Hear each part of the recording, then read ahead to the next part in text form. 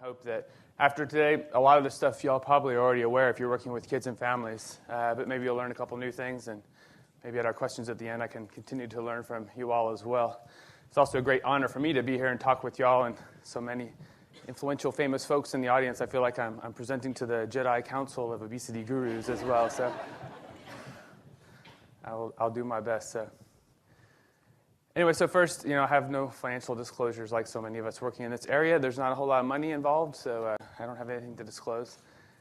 I will say that I'm very passionate about what I do, as I'm sure y'all are. By definition, y'all are here. And sometimes that can lead to impatience, which can be good, but we kind of need to harness that as well, because sometimes if we go with too much passion to folks, like we talked earlier or yesterday too with schools, we go full frontal assault with them and initially give us lots of resistance of why they can't do stuff. But when we start to communicate and see that our outcomes are the same, we want the same end, or just ways to get there a little bit different, then we can be much more successful. And then me personally, I have to make daily choices too, or I can put on weight very quickly as well. I was a obese kid for a while, and then fortunately through high school kind of thinned out a bit, but I can put it back on very quickly as well. So whenever I talk about obesity, I'm preaching to the choir, but just to make the point, I do like to say, it comes with a lot of guilt and blame and baggage and stigma, and so whenever I present to anyone, I just like to put a disclaimer for the term obesity as well, that I'm using it as a medical diagnosis. It's a scientific term. It's no character judgment. It is what it is, and it means you're in a higher risk category for certain health complications. Doesn't mean you have them, doesn't mean you'll get them, but your risks are higher, certainly.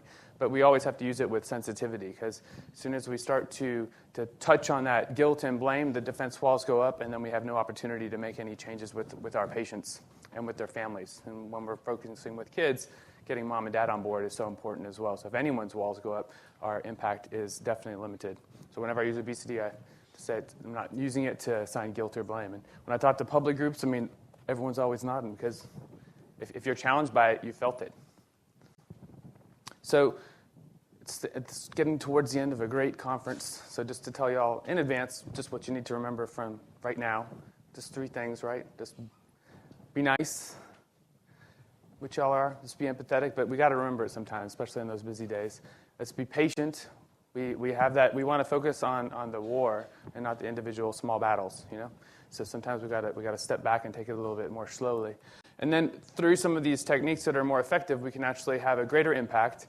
We can save time. Some of these things don't take any time to do. Being nice, that doesn't take any time, right? But it makes everything a lot easier. But sometimes we have to remind ourselves to do that. And the process will be so much more rewarding. It won't be an argument that we're having with our patients. So again, why are we doing this? It's really to hit the easy button. If we're utilizing some of these techniques or using ones that are less effective, they're not working. So why waste time with that? We want to really increase the impact, because that's why we're doing this. It's why we're talking with families and kids to help them be healthier. If what we're doing isn't working, then let's not do it. And everyone's going to be different. It depends on your clinic day, on your clinic flow. It depends on how that family is on that day. And we don't have to put everything on everyone at every visit. We tailor what we do based upon our schedule and based upon how that patient and family are coming to see us as well. If we have a bit more time on a slower day, the family's open to it, we can spend more time. If we don't, then let's not do that. But whatever we do, again, being nice doesn't take any time. So let's be nice.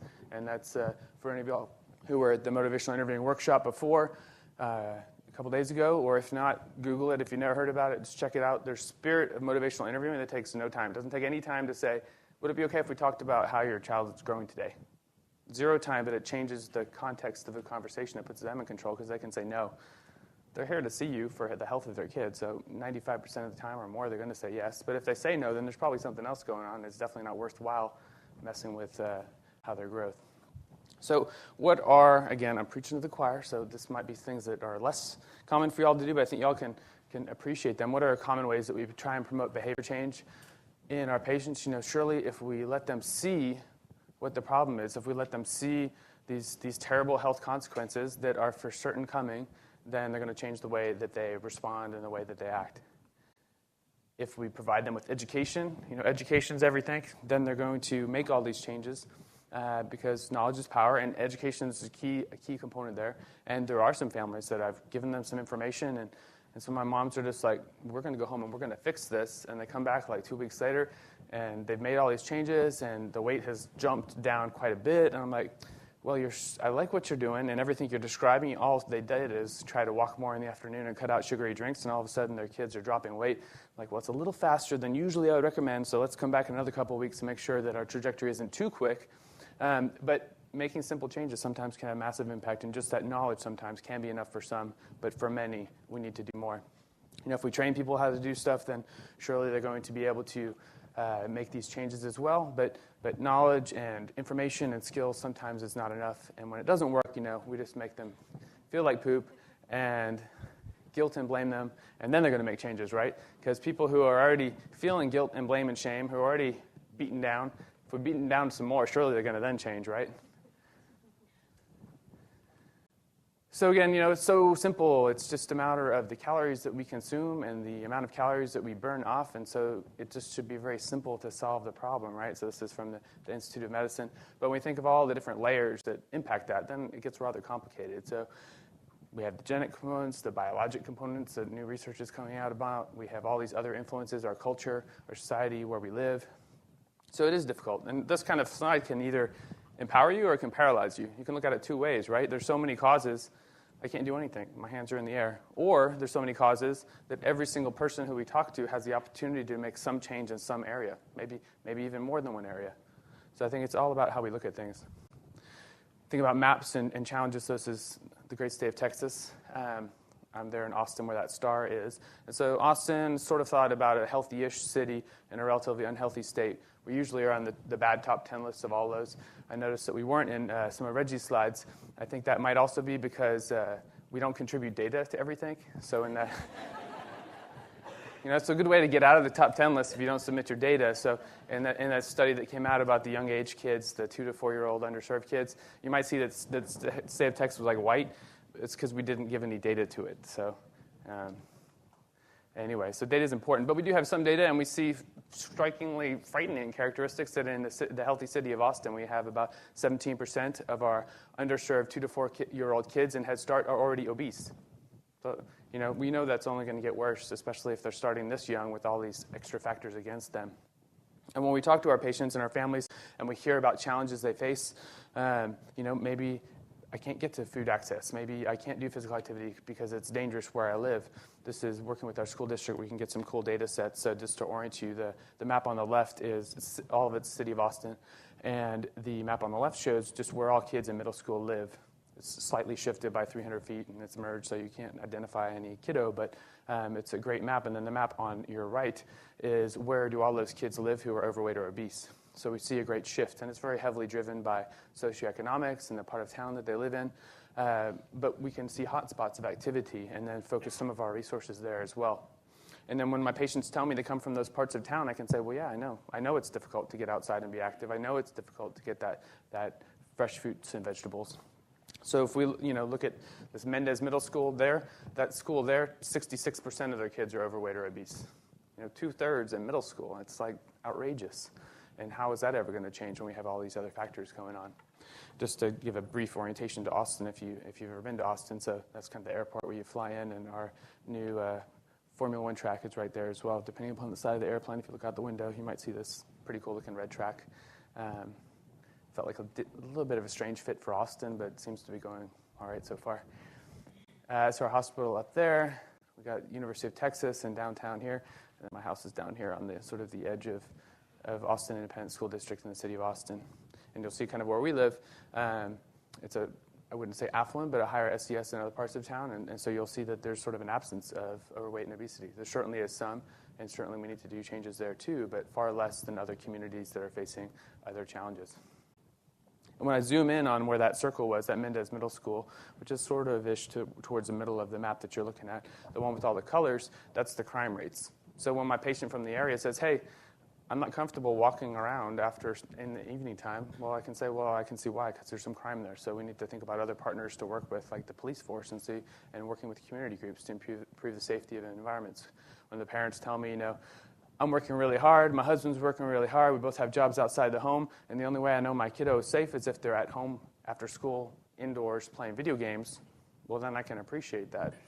They do care about their kids' health, and they're protecting it by doing indoor video games. The other map that's sort of less stuff on it, that's food access, basically. So the only grocery store in the area is at the interstate, and a lot of folks don't have easy ways to get to the grocery store. So we would say, this is somewhat of a food desert. You might see a lot of green on there. A lot of that's sort of a fairly unusable green space. Some of it's golf courses. So, golf courses don't tend to lend themselves well to group physical activity for young children from underserved communities.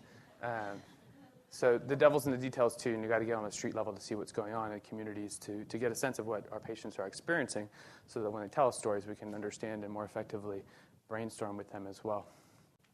And the Institute of Medicine came up with this nice slide sort of summarizing 5 different areas of intervention. You'll see no area of intervention on this slide that says lazy people. So I think it's important that we keep that dialogue going on, because when I live in my state of Texas and when I go talk to the legislature, even physicians who are legislators, we get a whole lot of personal responsibility and a whole lot of, lazy people. But, if we say we're Americans, and when I say we're the hardest workers in the world, we've heard that, right? Maybe it's true, maybe not. And I'm from Texas, so we're the hardest working Americans, for sure. And Austin's the best city in Texas, so you can take it to whatever level you want. But we're the hardest workers. We all care and love our children. So if we're the hardest workers and we care and love our children, the obesity epidemic in kids cannot be due to laziness. There have to be other factors, right? And I know I'm preaching to the choir, but maybe some of this messaging will be helpful for y'all when y'all are sharing the advocacy wealth.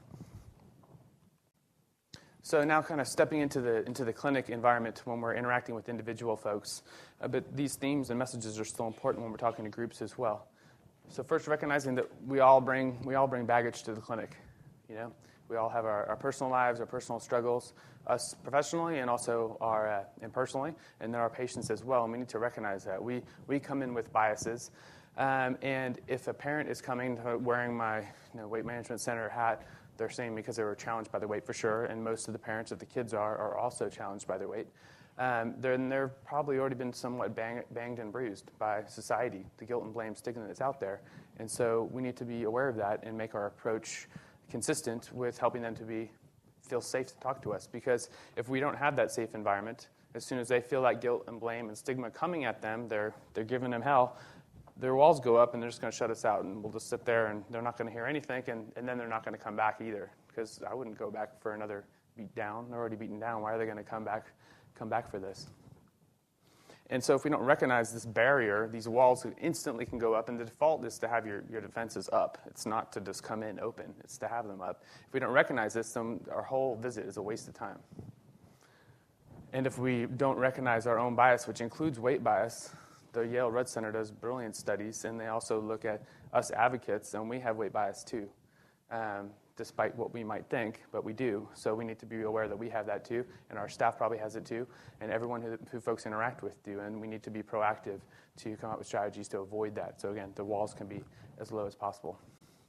So just thinking of wearing the mom's hat, because we're in pediatrics, if parents aren't on board, it's going to be very difficult to have a meaningful impact in the kiddos' health. Even if they're teenagers, we still need the parents on board. So this one, we've got a young mom. She's 27. She cares about her health. She works hard. She likes to exercise, but she lives in a rough neighborhood, so it's difficult to exercise outdoors. She's trying to get to a healthier weight as well, and she's had some success and gotten to a healthier place than before, but not her ultimate goal, and now she's hit a plateau. She went to see her doctor, and they got a BMI handout given to them, and then got a lot of slack because she disappointed her doctor because the weight loss hasn't continued. What's going on? And then they come to see us because she still is interested in her health and her family health and her kiddo too. And then, bam, she's a terrible parent because now her child's obese. So if we have this milieu, it's very effective, very difficult to have effective change going on. And now we think about our teenager, right? They come up banged and up and bruised, and we've known about bullying, and it's getting a little bit more in the press now, which is great. And they're, teenagers, one, it's difficult to get them to talk oftentimes, period. And if they come up with already being shamed and blamed and guilted, it's going to be difficult for them to really want to spend any time talking with us.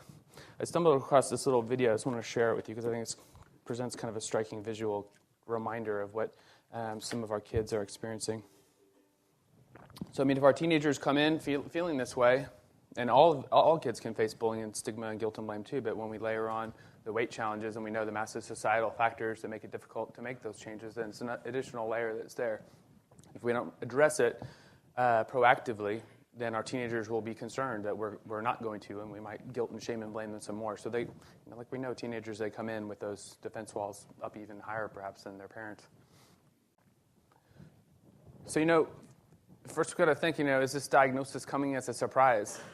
If they're coming to see me in our clinic, they've been referred in due to their weight and wanting to get to a healthier place, but it doesn't mean they actually know.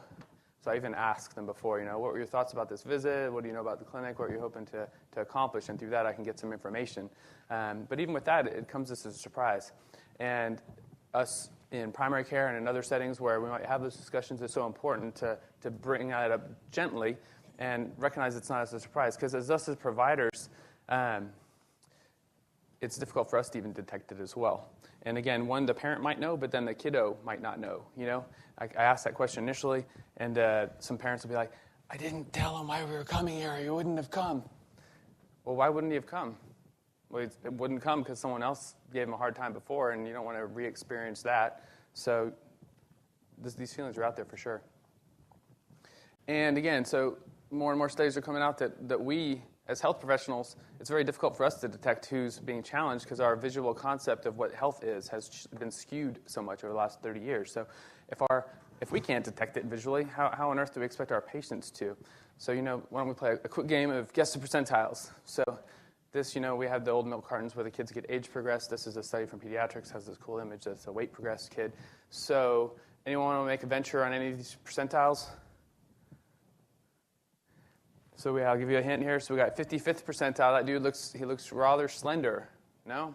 Pretty slender. And that's 55th percentile. That's above average BMI. Not even below average. This guy here, 75th percentile. And our last gentleman here, he's already in the obese category. So, when parents come in and say, well, they're going to grow out of it, the perception is you can definitely see that. Because visually it's very difficult. I might have looked at him and said, well, maybe he's in the overweight category, but he's technically already obese. And again, just thinking about other, when we present these things, they're going to grow out of it. There's other things that parents are going to bring up. So it's important that we kind of know our responses to some of these questions or thoughts that probably are going through their head already. And if we can address them before they even bring them up, it helps us be more successful. So some parents would say, my child's not overweight. They're just muscular. And big bones, exactly. And, there's certainly a component to that. I think, Dr. Washington brings up a great point that a lot of our health data is not well differentiated to different ethnicities and races. So keeping that in mind, it's important to consider. But certainly, there's a range, and BMI is a crude test, but it is something that raises awareness and allows us to open the door to explore if there's other health behaviors that might not be as healthy as they could be. But so let's look at this. My child's not overweight. They're just muscular. I think I'm talking to an audience that some folks might recognize who this gentleman is, the younger age group. They probably still, because he's still got his shoes. But, Michael Jordan, and he's not the skinniest basketball player. He had some good muscle on him. Then we have a lineman from Tampa Bay Buccaneers. And so Michael Jordan, 6'6", 216. His BMI is 25, so that's barely overweight. We have a lineman, 6'3", 330, BMI 41.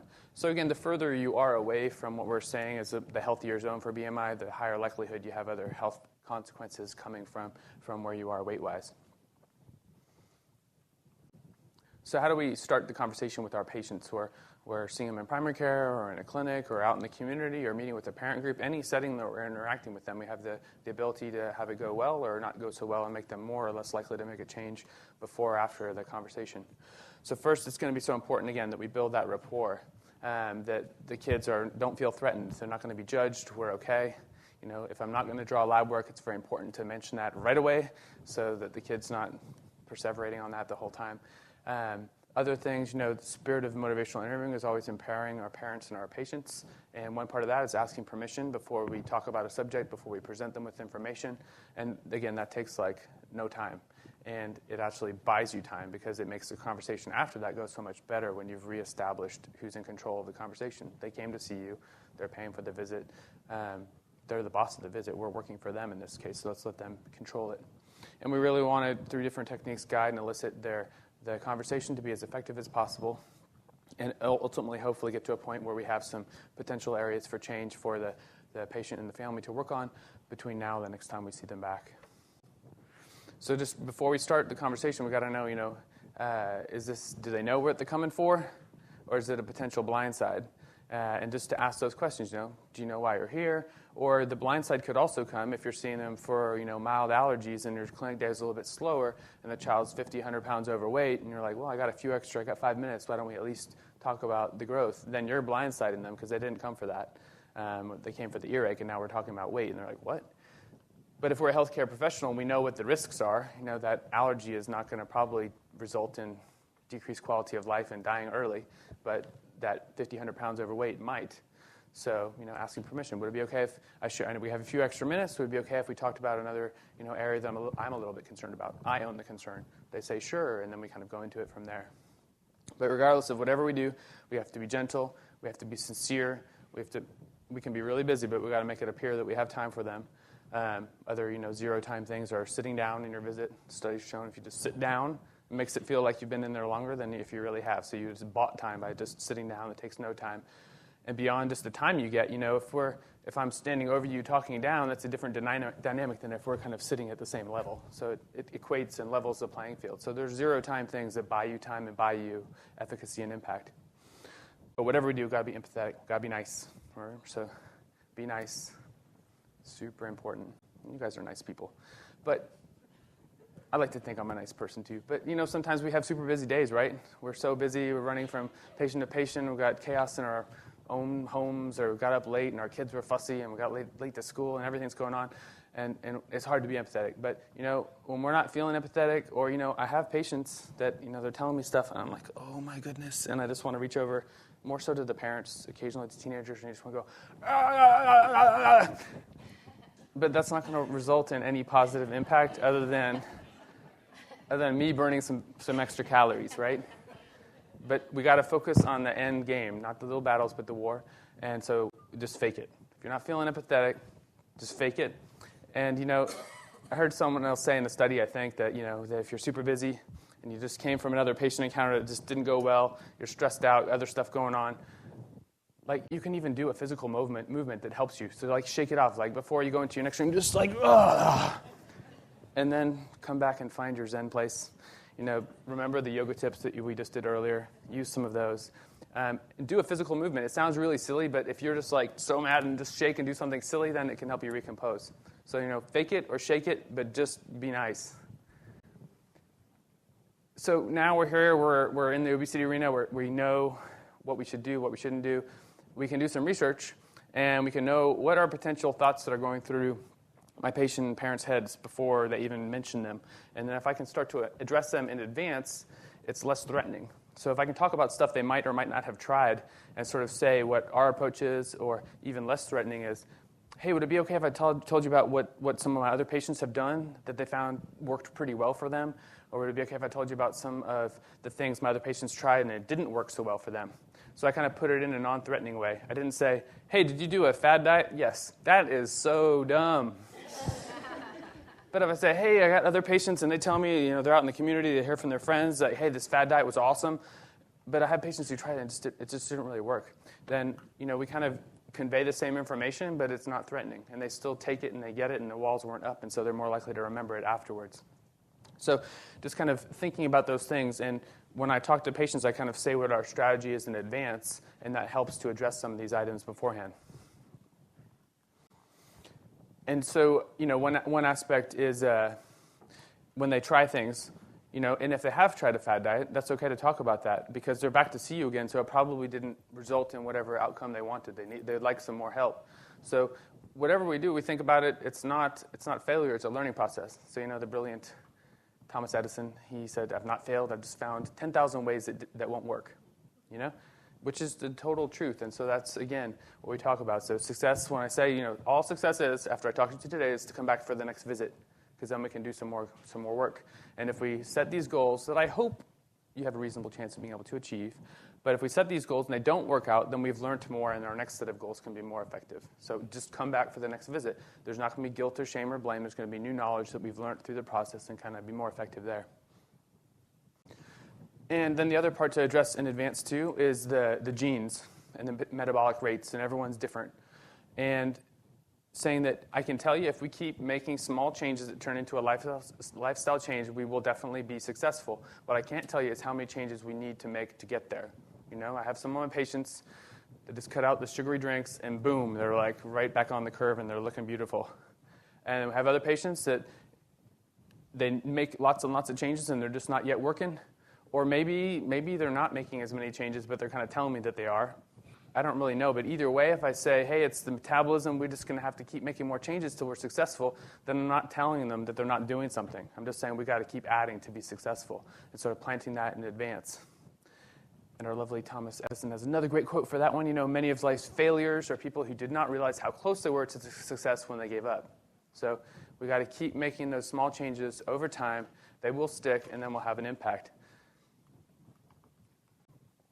Another preemptive strike to think about in advance as well. So got the parent coming in and say, hey, what would you like to get out of the visit today? I really want you to teach him that health is important. I really want you to teach him to make healthy choices. And, the mom's holding a Coke or something. And I did have one patient who came in with a Coke, and I had to fake it and shake it on that one. I was like, you brought a Coke into my clinic? I take personal offense at that. Not to digress, but the mom was like, well, I'm allergic to Diet Coke, and this is the only thing I can drink. And I was like, oh my goodness. That's a direct quote. And I had one other kid, and they had come, and they were really sweet, but they had come from Sonic, it's a fast food chain in Texas, and the kid had a 32-ounce slushie that was in the clinic room. And our visits are long with the multidisciplinary team and things. And I didn't want to be full frontal assault or aggressive, but I'm like, I cannot tolerate this 500-calorie pure sugar thing. And so I had to divert a little bit.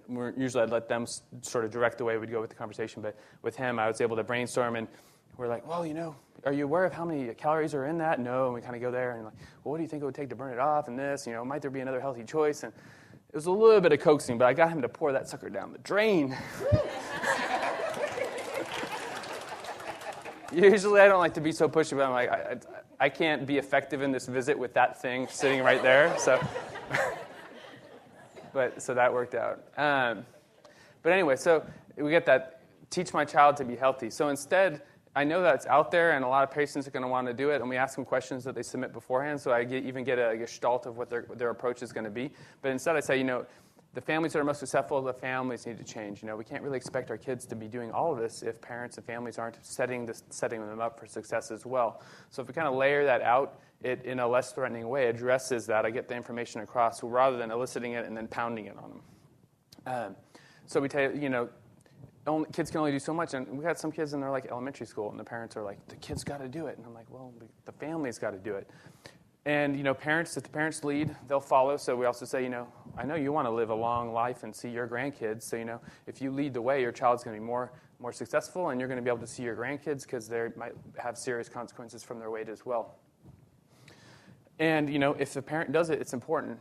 All ages look at parents. And if the parents are doing something, or if they're not doing something, it means it has value. And even if a kid doesn't acknowledge that, certainly the teenage years, they pretend like they're not looking at their parents, but they are. And so we really want to encourage those parents to be leaders with regards to that as well. And again, if the home is healthy, it's easier to make healthy choices. For me personally, the walls are up in my home. That's my defense. If the stuff comes into my house, it's very difficult for me not to overindulge. If I got a tub of ice cream, it'll be gone in a couple of days. If my wife makes a pan of brownies, I will eat them all. So I know what my weakness is. So my way of countering that is just we try not to have that stuff in our house. Because I know when I get home and I'm tired, my defenses are down. If I'm in the store, my defenses are a little bit higher. So just figuring out what works for your patients. So other preemptive strikes, probably they've suffered weight bias, and they might have delivered some as well, both parents and the kiddos. And they almost certainly have felt judged by other health professionals.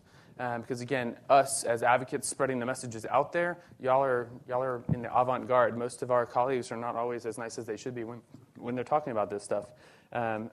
I had one patient, and he was a really big guy, having some kidney stone stuff, and went to your adult urologist and needed to get a CAT scan. And the urologist told him that he might have to go to San Antonio to get a CAT scan at SeaWorld because the CAT scanners in Austin would not fit him. That's like a quote. I'm like, oh my goodness, I want to drive over there and punch that guy in the face. That's my passion and patience, sometimes pushing too hard. But although he probably would deserve a punch in the face. Not to promote violence or anything, but still. So thinking about that, and another one, and the primary care doctor had told the kid, if we don't make some changes, I might have to call CPS. That patient never walked back into that clinic again for her own visit or for the visit of her sibling with the same PCP, and the parent loved the doctor. But, a tiny planted seed can do so much damage. So our words are so powerful. I think it's also, if you can, weave in personal stories, because that buys you some street credibility. If I say it's hard for me to make personal choices, that's me on the right there. My brother was always thin, and I was always the heavy one. You can weave that in and say things that you've experienced too. You get street credibility, and they're going to listen to you more, and they're going to feel like you know more about what you're talking about. Just having the letters after your name doesn't necessarily give you the credit for families or for kids. So what do successful families do? They make small changes that stick.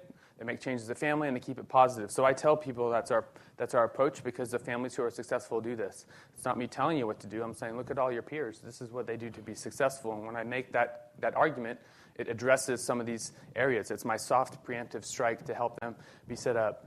So we think about small changes that stick. We can change everything. Fad diets, we can do it for a short while, but we always fall back to where we are, because there's strong reasons why we do what we do every day. So we promote more, not a fad diet, but a lifestyle change. And that's why some of this change, for us to see it turn into numbers, sometimes takes some time, but it will come. And whenever we want to make changes, we want to focus on the low-hanging fruit and build momentum. I don't know what's the easiest thing for someone to do. So instead, we present them a menu of options and say, hey, which of these would you like to try out? Either 5210, start with that, or the next steps as that rolls out. Hey, some other families have been successful with these areas. Do any of these sound like something you'd like to try out? Let them pick. Then they've already done the processing of what all the barriers are, and they pick, and we move forward. Fast and easy and more effective. So make changes as a family. Kids of all ages will be successful. We have some parents say, well, I got one kid who's a healthy weight, one kid who's bigger. If you're born in America, you're at risk, right? We've got like 2/3, 70% of U.S. adults challenged by their weight. That means anyone born today is at great risk for having a challenge by their weight.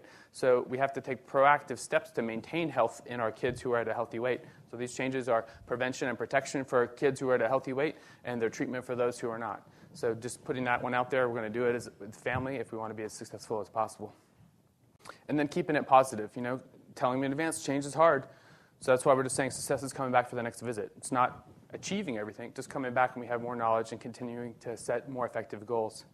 Also recognize, these kids are more likely to suffer from guilt, blame, stigma, bullying, low self-esteem, depression, anxiety. So we're dealing with folks who are already challenged by those things, so we really want to keep it positive. And again, words are so powerful, right? So we want to make sure the parents are encouraging positive behavior change and not being too impatient either. Not ever saying stuff like, don't eat that, you're going to get fat. Don't eat that, you're going to get obese. Because then we're using these words that are daggers and they stab, and then it makes you it paralyzes you. Again, we can learn from challenges, and just successes come back for the next visit. Success coming back for the next visit, or some other way we can keep track or have other touch points with them. It doesn't necessarily have to be a face-to-face visit. Technology is coming more and more to be helpful for that. Again, there's no failure, just developing new knowledge. And we're not talking about we're talking about making healthy changes, not a specific weight number. A lot of people can kind of focus more on the number, and we're like, you just got to have faith in the process. We start to make these changes, we'll get to a healthier weight. It's not based on numbers. So let's think about our words carefully when we're talking about things. Again, some of these words are like daggers. Y'all probably felt them, some of y'all as well. I haven't, so my friends used to tease me, and so they come with they're daggers to me too. So fatness, obesity, weight problem, unhealthy BMI or body weight. The Rudd Center does great studies and say these are words that come with extra dagger-like things. But instead saying maybe excess weight, let's talk about your growth. Let's talk about what are your thoughts about trying to get to a healthier weight, kind of reframing it kind of more in the positive. We're health professionals. There's still things we want to do, but just to reframe it. Using growth charts that are color-coded sometimes can be helpful as well. Plotting kiddos on there and saying, well, we're kind of right here right now, so I'm a little bit concerned, but if we are able to make some healthy changes, we can kind of move into this healthier zone. And so using a visual cue, I don't have to use the word obese or other things like that unless they bring it up, and then I use my disclaimer as well to say it's a medical diagnosis, it's a risk category. It's not meant to do guilt or blame or stigma. What are other things we can do to set ourselves up to success? So they come into our clinic, and they've already encountered multiple people along the way.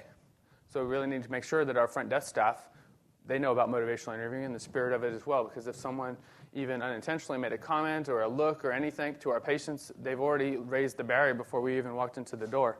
If they came into this room, and not to point any fingers because I'm not about guilt, shame, or blame, but just to give you a visual cue, some of my patients and their parents wouldn't be able to sit down in this room because there's chairs with armrests that might not be able to hold 400 or 500-pound person. So if you go into a clinical space and you can't sit down, that's really presenting a feeling of warmth and openness, and we're here to help you, right? So just little things like that. I'm sure you probably heard BP cuffs need to be appropriately sized. If there's not a gown that fits, boy, that makes you feel good, right? Or no, just put two on one arm, one on the other, front, back, whatever. I mean, just things like that. Making sure your exam room table can hold the capacity of folks as well. So we had to buy new tables for our clinic when we opened a few years back to go from the 350 weight to up to 500 plus pounds.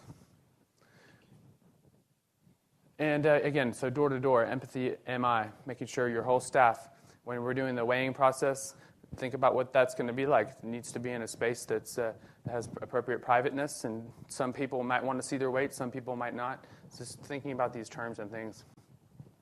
So, weight bias, I would just encourage you all to check out the Blood Center. They have so much information. It's so good. They have this really cool module. Just Google it, click on it. There's so much information. Check it out. But I don't want to guilt, blame, and shame you, but just know that studies would say that y'all have it too. So I know that we're the avant-garde, the advocates, the super good people, but we have some too. So just be aware. Tools that we can do, the 5210, these are from Sandy Hassink and Nemours, or 5210 stuff, same kind of thing. These are nice tools that we can use to kind of set the menu of change, and then they pick from it. The next step is tools that are going to come out from Let's Go Group and John and Tori, and then in combination with the American Academy of Pediatrics. These will be available hopefully in about a month, which will be really nice additional tools to use. Again, we set the menu. They pick from the menu what they want to do. Just real quickly talking about other stuff. So this is like stealth health, thinking about non-traditional partners who we can partner up with. We talked a lot about schools.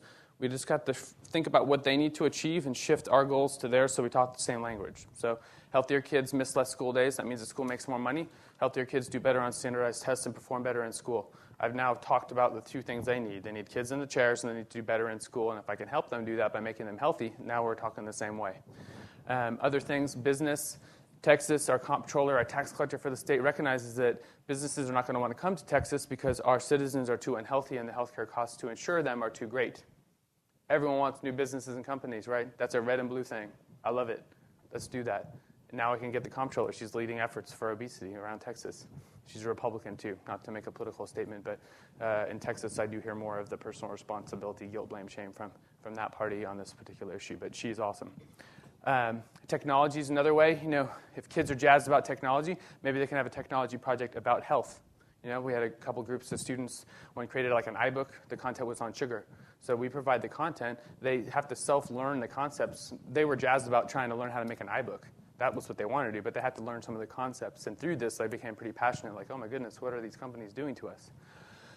Entertainment is another way to kind of think about non-traditional partners. This group called Feel Rich, they work with hip-hop artists. 50 Cent, I may not agree with all of his messages. Some are all right, but the dude is ripped, and so he cares about his health. So why don't we convey that these guys are leading healthy lifestyles to maintain their health, and that's a non-traditional partner, that we can get those messages out there through them. Other stuff like Dunk the Junk is another group kind of using the hip-hop side. So talk to Kevin Strong back there. He's got cool stuff.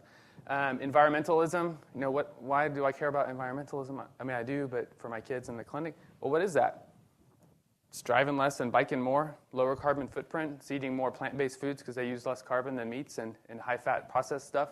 So now we're talking the same language. It's a new partner. If you get a kid who just wants to be totally green, they're probably going to lead a healthier lifestyle. So that works for me too. This is a picture here from, we got Laura Bush. Why are we in a picture? The gentleman there is the executive director of Texas Parks and Wildlife, and the woman is the new executive director of Taking Care of Texas, and it's a conservation group. They want to protect the private lands. In Texas, 95% of lands are owned by private individuals, so if we want conservation in Texas, we need to get those guys on board. Laura Bush cares about it because if we don't train our kids to be conservationists, then they're not going to care for the land if they're all indoors, and so they won't notice or care if all our natural land and green space go away. Why do I care? Well, what's conservation? If you have a healthy foods when you're out there camping and hiking and backpacking, that's great physical activity. Out being in nature, it's a win-win. So thinking about non-traditional partners. If you don't know about Rich Louv and Children in Nature Network, it's another thing promoting the health benefits that are becoming more and more documented. It's physically being out in nature. If you're out in nature, you're not watching TV. I like that. You're not getting the negative messages. You're not being sedentary. Different non-traditional partners to think about. So at the end, there's there are some other links that you can check out. But I just want to give you a quick teaser because Kevin showed you that rap song the other day. But this is additional awesome money. These are the shorties. Non-traditional partnering that's just of awesomeness.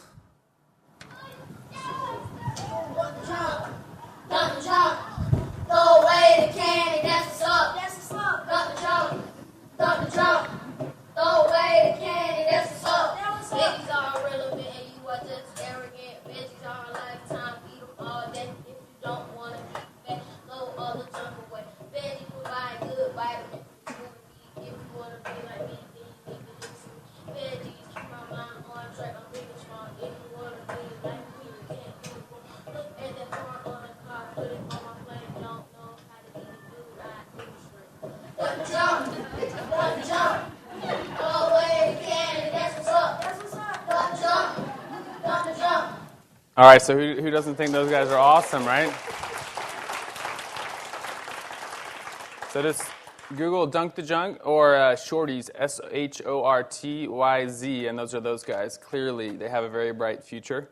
They're promoting health messages, but they probably got into it more because they thought hip-hop and creating a rap was a cool thing to do and get videoed and stuff. So just thinking about how we can shift the message, we get the same end, but it doesn't have to be just in the clinic with the healthcare professional. It can be other partners. So again, why do we care about childhood obesity? It's not about appearance and what we look like. It's not about dieting numbers. It is about creating a healthier place and environment where everyone is accepted for how they look and their personal characteristics, not just what we look like. And it's about being physically and mentally healthy. So again, what do we remember? Be patient, be nice, doesn't take any time, and it'll buy you time through doing some of these things. So I encourage you all to check them out. Some interesting, helpful websites here. Red Center, super good. Definitely check it out if you've not heard or explored that. And thanks, y'all, for your time. If you're on Twitter, it's fun to connect via that. It's another non-traditional way. That's how Dr. Strong and I met via Twitter. We had not met face-to-face until right now. So that's another cool way to kind of meet new non-traditional partners.